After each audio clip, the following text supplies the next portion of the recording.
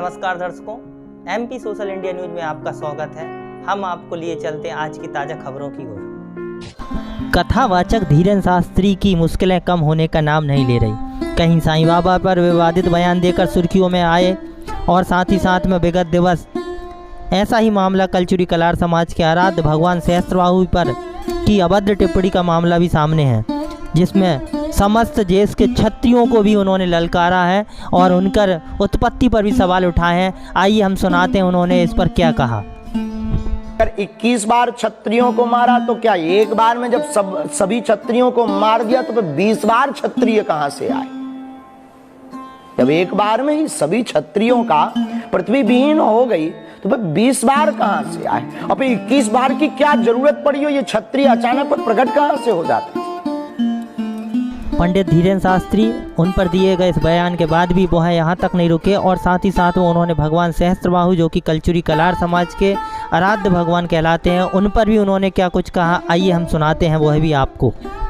है वंश का राजा बड़ा ही कुकर्मी, साधुओं पर अत्याचार करने वाला, स्त्रियों पर बलात्कार करने वाले जितने भी क्षत्रिय वंश के राजा थे, ऐसे आतताइयों के खिलाफ प्रसार। भगवान सहस्त्रबाहु पर सस्ती लोकप्रियता के लिए की गई टिप्पणी पर देश के कलार समाज ने रोष प्रकट करते हुए धीरेन्द्र शास्त्री के खिलाफ विरोध प्रदर्शन किए और साथ ही साथ में एफआईआर की मांग की।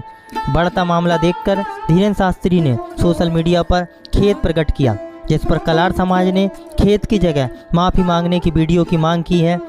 धीरेन्द्र शास्त्री हैं, उन्होंने हमारे आराध्य भगवान को जो गलत शब्दों का प्रयोग करके वाद किया है पूरी समाज। इस समय पूरा जो समाज है रोडों पर उतरा हुआ है और उनके खिलाफ पूरे देश में पूरे प्रदेशों में कार्रवाई की मांग कर रहा है।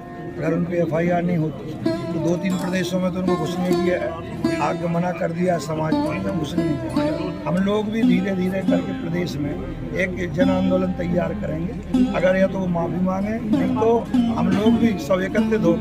कलार जो है पूरे भारतवर्ष में, मध्य प्रदेश में अपने आप में सक्षम है, जो खुद अपने आप में सब कुछ कर सकते हैं। कलार एक वो क्षमता है। तो हमारा यही है कि इन पर एफआईआर दर्ज हो या तो वो माफ़ी, जब ही हम लोग उसमें कुछ शांत रहेंगे, नहीं तो हम लोग कार्रवाई आगे बढ़ेंगे।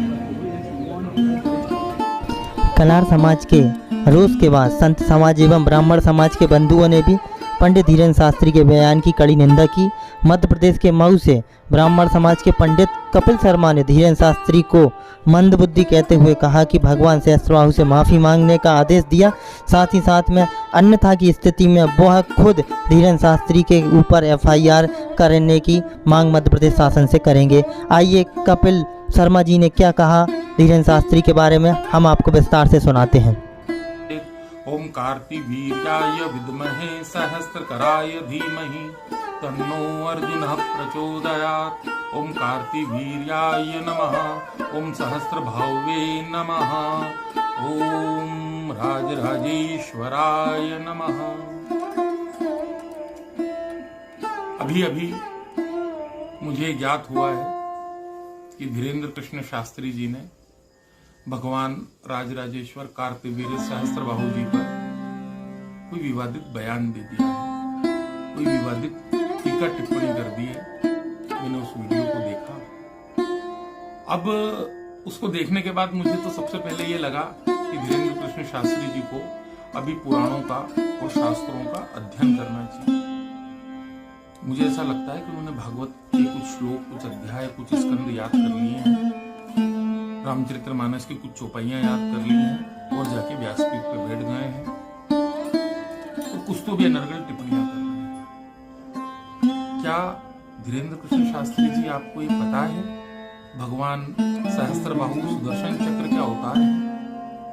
क्या आपको ये पता है कि भगवान सहस्त्रबाहु का और परशुराम जी का जो युद्ध हुआ था, वो युद्ध क्यों हुआ था? उस युद्ध के पीछे कारण क्या थे?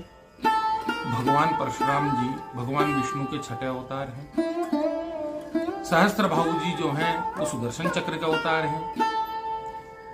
इस युग के पहले वाले युग में भगवान का सुदर्शन चक्र के साथ जो संवाद हुआ था, उस संवाद में ही यह तय हो चुका था कि त्रेता युग में भगवान परशुराम जी के रूप में उत्पन्न होंगे और सुदर्शन चक्र जी जो हैं वो कार्तिवीर अर्जुन के रूप में अवतार लेंगे और फिर उनका युद्ध होगा। ये पूरी कथा आपको वायु पुराण के अंतर्गत रेवा खंड में पढ़ने को मिल जाएगी।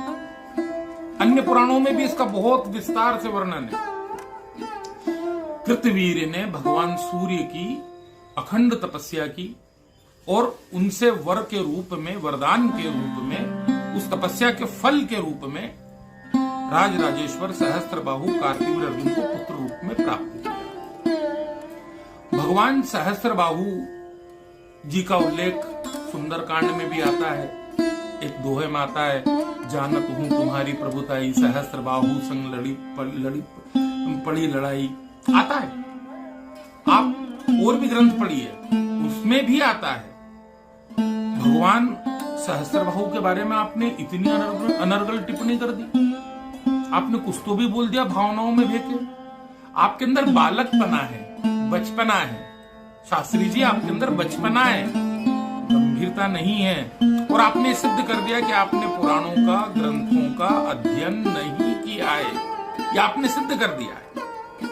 आप मंत्र मोहदती तंत्र का ग्रंथ है, मंत्र मोहदती है ना। मैं तंत्र का विद्यार्थी हूं, मैं तंत्र को बहुत करीब से मैंने देखा है, समझा है, पढ़ा है।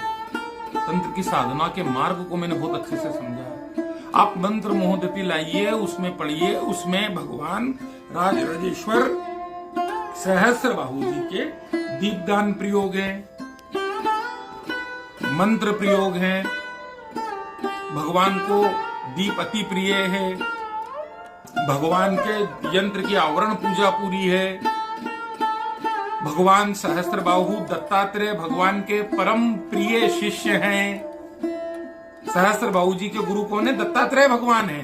दत्तात्रेय भगवान के परम प्रिय शिष्य सहस्त्रबाहु जी हैं। जब हम सहस्त्रबाहु जी के मूल मंत्र का जाप करते हैं तो उसके जो मंत्र के दृष्टा ऋषि हैं, जिन्होंने मंत्र बनाया है सहस्त्रबाहु जी का, वो स्वयं भगवान दत्तात्रेय हैं। आपको शास्त्रों की जानकारी नहीं है शास्त्री जी। आपने हमारे जैसे हजारों लाखों सहस्त्रबाहु भगवान की पूजा करने वाले भक्तों का अपमान कर दिया ये बोल के। आप हमारे आराध्य को क्या क्या टिप्पणी करी आपने भगवान सहस्त्रबाहु के बारे में, कि क्या बोला है आपने? आपको जानकारी दी आपने, क्या बोल दिया है? आपने हमारी आस्था को, हमारे विश्वास को, हमारी श्रद्धा को ठेस पहुंचाई है बिना जानकारी के। आपको अध्ययन है, पढ़ा है आपने? आप पढ़िए ना पुराण, आप ग्रंथ पढ़िए ना। आपको जानकारी कुछ है नहीं और आपने बोल दिया। आपको माफी मांगना होगी भगवान सहस्त्रबाहु से, आपको माफी मांगना पड़ेगी भगवान राज राजेश्वर कार्तिवीर अर्जुन सहस्त्रबाहु से। आपके अंदर बाल बुद्धि है, बालक हैं आप, और आपने अपनी बाल बुद्धि में आपको एक गंभीरता नहीं, उस गंभीरता के ना होने के कारण आपने कुछ भी बयान दे दिया मीडिया पे, आपने कुछ भी बोल दिया। आपको भगवान से माफी मांगना पड़ेगी, और अगर आप माफी नहीं मांगेंगे तो आप हमारे जैसे लाखों भक्तों की आस्था पे ठेस पहुंचाई है, उनकी श्रद्धा पे, उनके विश्वास पे आपने ठेस पहुंचाई है। अगर आप भगवान सहस्त्रबाहु से माफी नहीं मांगेंगे तो मैं कल आपके खिलाफ महू थाने में, मैं पंडित कपिल शर्मा महू थाने में आपके खिलाफ FIR दर्ज करूंगा। मैं एक कानूनी लड़ाई आपके साथ लड़ूंगा पूरी, और अगर आप माफी मांग लेंगे भगवान सहस्त्रबाहु से, ये बात यहीं समाप्त हो जाएगी। और मेरा आपसे निवेदन है कि आप आगे से कोई भी टीका टिप्पणी बयान करने देने के पहले ग्रंथों का अध्ययन कीजिए, ग्रंथ पढ़िए, ग्रंथों में क्या लिखा है समझिए, उसके पहले कोई टीका टिप्पणी मत कीजिए। वो हमारे आराध्य हैं, हम उनकी पूजा करते हैं। आप कुछ भी बोल रहे हैं, आप शास्त्री जी हैं, आप विद्वान आदमी हैं, अच्छी बात है, आप बहुत अच्छे काम भी कर रहे हैं, आपसे हमको कोई परेशानी नहीं है, मुझे व्यक्तिगत आपसे कोई परेशानी नहीं है। आप हिंदू धर्म की रक्षा का काम कर रहे हैं, आप हिंदू जागरण का काम कर रहे हैं, आप बहुत अच्छे काम कर रहे हैं, मुझे आपसे व्यक्तिगत कोई परेशानी नहीं है। पर आप ये मत कीजिए जो आप ये कर रहे हैं। ये बताता है कि आपको ज्ञान की कमी है, आपका ज्ञान अल्प है, आपको अभी अध्ययन की आवश्यकता है, आपको अभी पढ़ने की आवश्यकता है। मेरा आपसे निवेदन है, आप भगवान सहस्त्रबाहु से क्षमा याचना कर लीजिए, और अगर आप नहीं करेंगे तो फिर मैं आपके खिलाफ FIR भी लिखूंगा, और मैं अगर जरूरत पड़ी तो माननीय न्यायालय की शरण में भी जाऊंगा। जय माई की। आज की तमाम खबरों के लिए बस इतना ही। देश दुनिया से जुड़ी हुई खबरों के लिए आप हमारी वेबसाइट www.socialindianews.in पर सर्च कर सकते हैं। साथ ही हमारे YouTube channel social India news पर आप सब्सक्राइब कर सकते हैं, लाइक कर सकते हैं, फॉलो कर सकते हैं। आज की तमाम खबरों के लिए फिलहाल इतना ही। देश दुनिया की नई खबरों में पुनः आपसे होगी मुलाकात। धन्यवाद।